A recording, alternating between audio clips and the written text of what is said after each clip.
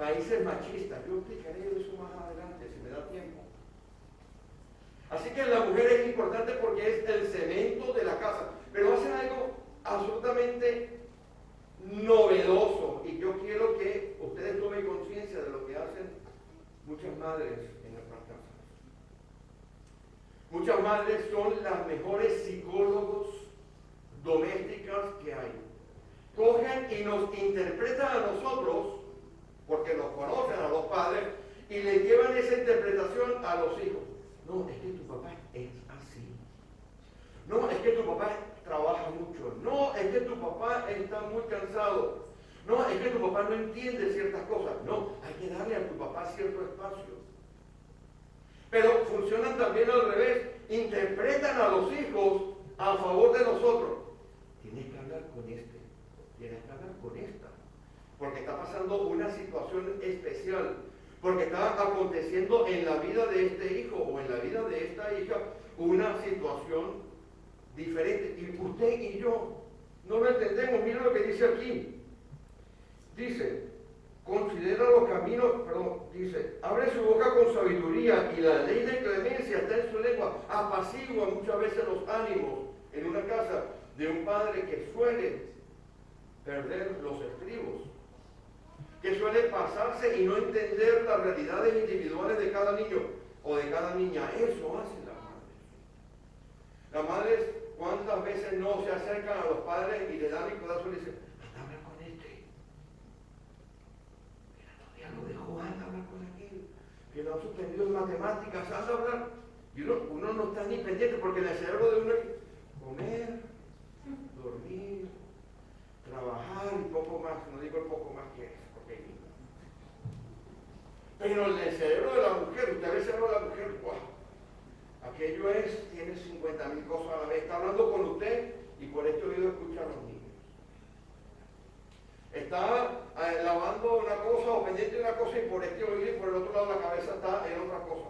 La mujer es una maravilla, hay que darle gracias a Dios por las mujeres que nos ha puesto Dios, porque son nuestra ayuda idónea. Pero resulta que cuando usted va aquí, al versículo 28, hay algo que empieza a fallar en nuestra sociedad. Dice que sus hijos y sus maridos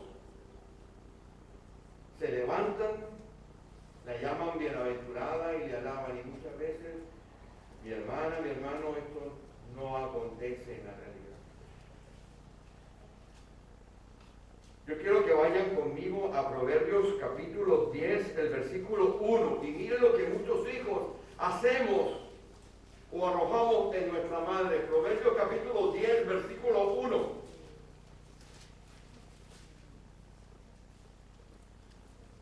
Quiero leer. El hijo sabio alegra al padre, pero el hijo necio es tristeza de su madre. ¿Cuántos hijos no hay que lo que hacemos por nuestra necedad es agregar sobre nuestra madre tristeza? Y lea por favor, allí mismo en Proverbios 15:20. Proverbios 15:20.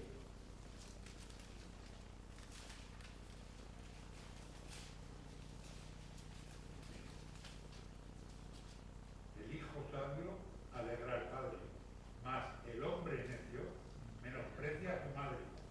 ¿Cuántos hijos no existen que son luz en la calle y oscuridad con sus madres? Que la menosprecian y no la colocan en el lugar que la madre tiene que estar. Pero lea el 17:25, miren lo que significa esto en Proverbios. El hijo necio es pesadumbre de su padre y amargura a la que le dio a luz. ¿Cuántas madres no hay que tienen hijos que le causan pesadumbre, que le causan amargura, que le causan tristeza? Muchas. Y también hay muchas madres que viven en matrimonios disfuncionales. No lo busquen, pero Malaquías en el capítulo 12, en el versículo 16, dice que el Señor aborrece a aquellas situaciones en las cuales los hombres, los padres, por no hacer lo que tenemos que hacer, colocamos a nuestras mujeres en una situación de obligadas a que el matrimonio funcione para llevar adelante los hijos. ¿Cuántas mujeres en nuestras congregaciones, en nuestras casas, en nuestros países, están en una situación donde se ven forzadas, obligadas a llevar adelante una situación de familia porque el marido no ha cumplido sus obligaciones como padre, porque sus hijos no la tratan ni la colocan en el lugar donde deben estar colocadas? Tengo que decirles que muchas madres que sufren calladas, que aguantan situaciones de verdadero abuso emocional, que aguantan situaciones de abuso inclusive verbal y físico de quienes deberían decirles alabada y deberían darle lo mejor de cariño, muchas. Y sufren calladamente porque sienten ese peso que nosotros como sociedad le hemos puesto, cuando nos hemos puesto a nuestras madres en el lugar que deben estar. Pero la responsabilidad y el peso de ella es tan fuerte que dice que se ríe del futuro, lo hemos leído allí, no importa, yo me lo voy a comer, y muchas dicen hasta que mis hijos estén grandes.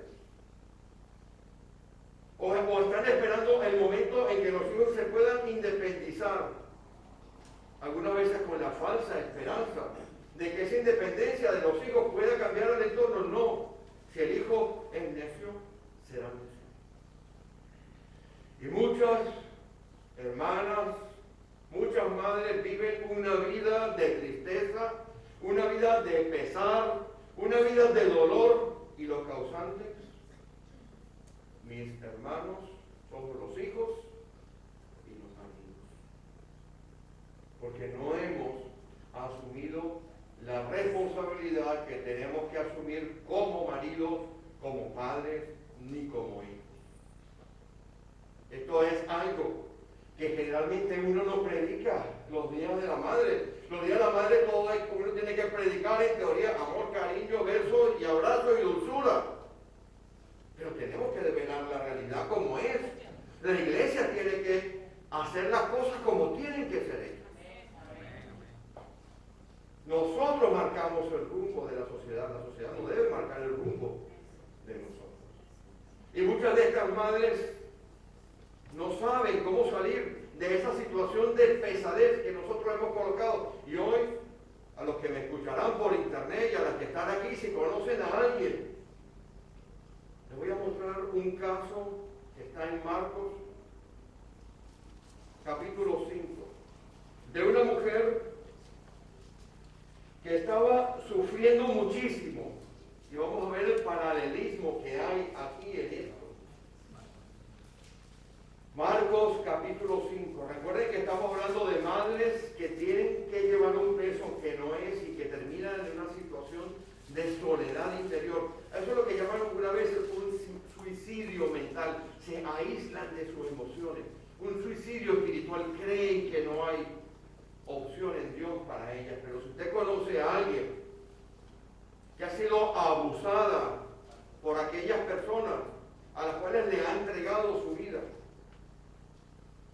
por sus maridos, por sus hijos, que están llevando una carga que no pueden llevar, que no tienen que llevar y que la hacen por la obligación simplemente. Aquí hay respeto. El versículo 24 del capítulo 5 empieza a describir una situación muy especial en la vida de una mujer. Esta era una mujer que probablemente rondaría los 32, 33 años de edad. Esto sucede en la ciudad de Capernaum, la ciudad sede del ministerio del Señor Jesús. Él había trasladado su residencia prácticamente a Capernaum, y desde Capernaum hacía gran parte y desarrollaba gran parte de su ministerio. Y cuando él llega a Capernaum de vuelta, porque había estado en la región de Gadara sanando a un gadareno, una región gentil que quedaba del otro lado, del lago de Genesaret. Se baja de la barca y consigue que hay una niña enferma, la hija de un señor llamado Jairo, que era uno de los principales de la sinagoga. Y se acerca a este Jairo a pedir que por favor vaya a sanar a su hijita. En el original dice hijita, tenía 12 años, esta niña aproximadamente tenía 12 años. Y cuando el Señor Jesús está en ese proceso de ir a donde está aquella niña, pasa algo muy increíble. Hay una mujer que había vivido 12 años de soledad. Una mujer que había sido execrada por su familia. Una mujer que había sido maltratada físicamente, maltratada verbalmente. Una mujer que había sido abusada en todos los contextos que usted se pueda imaginar por el simple hecho de tener un flujo de sangre. En las leyes judías, si usted tenía flujo de sangre, si usted tenía la costumbre de las mujeres, como se dice, mientras estuvieron la costumbre de las mujeres, usted cualquier cosa que tocara la convertía en ritualmente impuro lo que usted tocara. Por ende, durante el tiempo de la menstruación y algunos días después, usted tenía que mantenerse alejada, en este caso porque son damas, alejada de la vida diaria del pueblo de Israel. El pueblo de Israel giraba sobre la ley. Y resulta que esta mujer no había sido una semana, eran 12 años. 12 años viviendo en soledad y llevando un peso que no tenía que llevar. Eso había dejado huellas profundas en la vida de ella. Ella había tratado de cambiar la situación yendo por donde va todo el mundo. Lean conmigo. Versículo 24. Fue pues con él, está hablando que iba a ir con Jairo, caminando hacia la casa de Jairo. Y le seguía una gran multitud y le apretaban al Señor por todas partes. Pero una mujer que desde hacía 12 años padecía de flujo de sangre, había sufrido mucho. De muchos médicos, se había quedado en bancarrota, se había quedado sin un euro, había gastado todo el dinero que tenía. Y si usted lee el versículo final, esa parte final dice, le iba peor. No había nada, ningún medio físico que pudiera colocar a esta mujer en el lugar donde ella quería estar. Estaba aislada, no podía tocar a nadie, era como una leprosa, una apestada. ¿Cuántas familias hay que la madre no está colocada en el lugar donde está? La madre es una apestada, simplemente sirve para cocinar, para limpiar y para hacer lo que yo quiera que haga. Eso no es lo que quiere Dios. Dios ha creado a la mujer en una altísima condición y así lo predicamos en esta iglesia. Y esta mujer dice el versículo 27, cuando oyó hablar del Señor Jesús, vino por detrás de entre la multitud y tocó su manto. Yo creo que vayan conmigo a Mateo capítulo 9, porque esto aparece en 3 evangelios. Aparece en Lucas, aparece en Mateo y aparece en Marcos. Y cuando hacemos la lectura de los 3 evangelios podemos entender algunos aspectos de esta mujer. Alguien por favor que lea en el capítulo 9 de Mateo los versículos 20 y 21.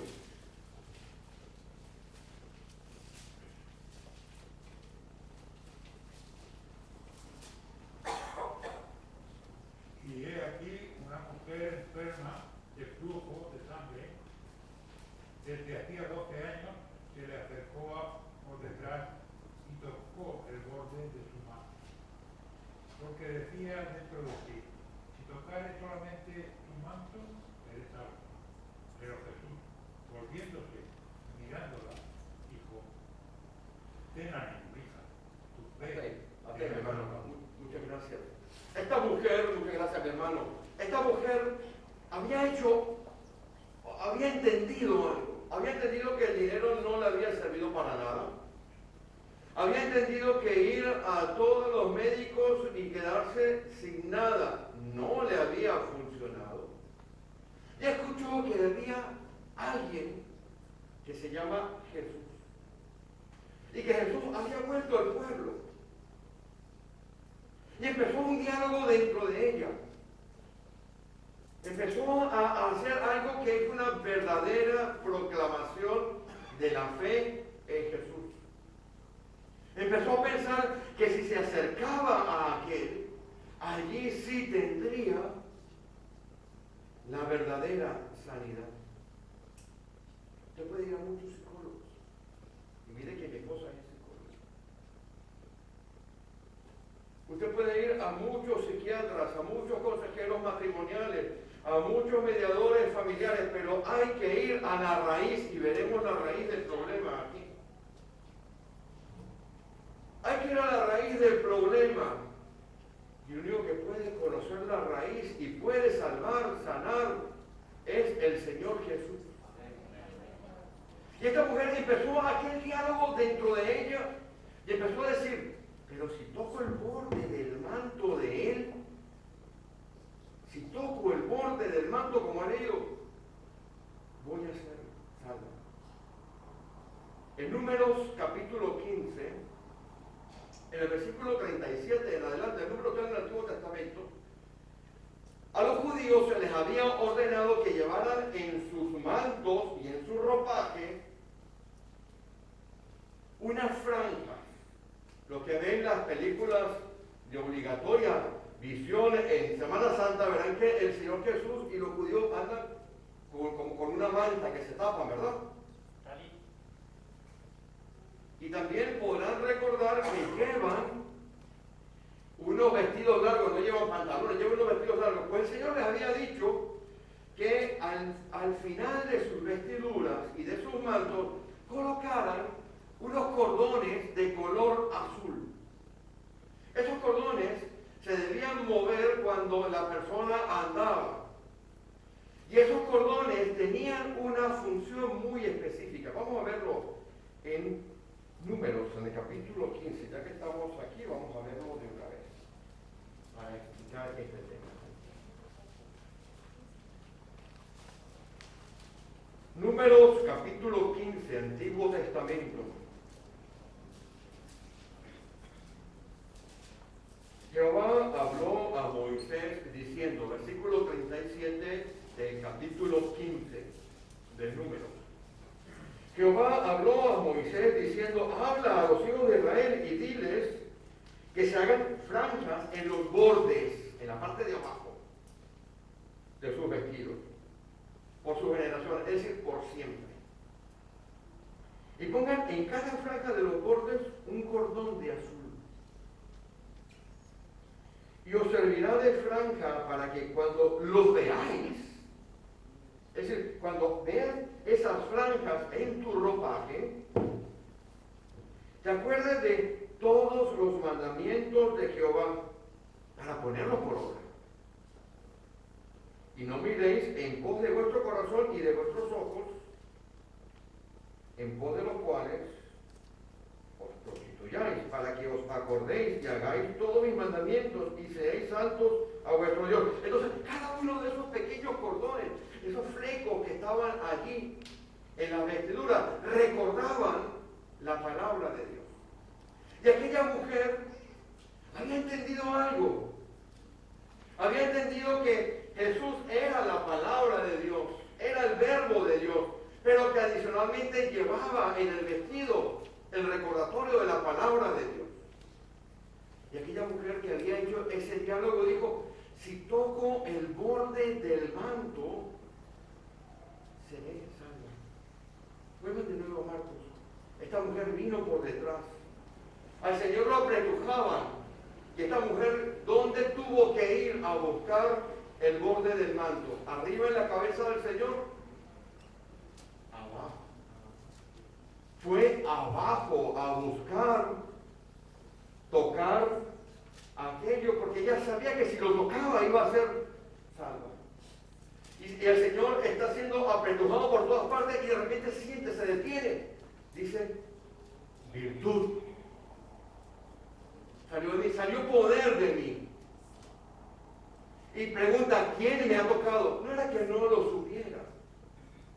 Era que quería que la mujer viniera adelante porque faltaba una parte de la sanidad de ella. Aquí en la Escritura. Creemos que la sanidad física es todo lo que hace el Señor Jesús, pero hay algo más aquí, en la Escritura. Ella sale, ella se ve descubierta. Dice en Lucas que estaba temblando y va delante del Señor. Y mira esto. Versículo 33. Entonces la mujer, temiendo y temblando, sabiendo lo que en ella había sido hecho, porque ella sintió de inmediato su cuerpo la sanidad física. Sintió de inmediato en su cuerpo la sanidad física. Lea el versículo 29. Se secó su fuente de sangre. Fue una sanidad instantánea. Fue adelante. Versículo 33. Se postró y le dijo toda la verdad. Es decir, no había contado toda la historia. Le contó al Señor el abuso. Le contó al Señor la soledad. Le contó al Señor los problemas. Le contó al Señor el suicidio mental que hacemos muchas veces cuando nos vemos en situaciones de mucho abuso, que nos aislamos y creamos una coraza alrededor nuestro. Le contó al Señor todas esas cosas, esos pesos que estaba llevando, que no tenía por qué llevar. Estoy seguro que conocemos a más de una persona, a más de una madre que ha tenido que llevar cargas terribles. Y mira lo que dice el Señor. Versículo 34, usa la palabra hija. Cuando ella va y le cuenta al Señor Jesús todo lo que ella necesita, no solamente su sanidad física, sino su sanidad interior, hay una relación y ya no le llama mujer, como ha llamado el Señor Jesús a otras muchas. Ahora le llama hija. Y mire lo que dice. Ve en paz. Y, son dos cosas diferentes, queda sana de tus ojos. Ve en paz. Sanidad mental. Sanidad espiritual. Si usted, hombre también, está llevando un peso que no tiene que llevar. Si tú, madre, que estás aquí hoy, que el único día de la madre para ti en realidad es el día de hoy, porque el resto del año son unos días de infierno, donde estás viviendo una situación que no quieres vivir, pero que te obliga la sociedad y que te sientes obligada a ir adelante.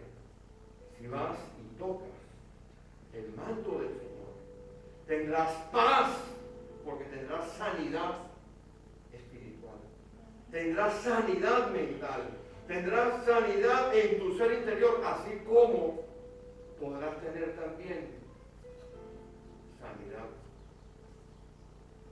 en tu cuerpo. Somos cuerpo, alma y espíritu. Yo recuerdo una canción, y usted la está tocando aquí, la de Juan Carlos Alvarado,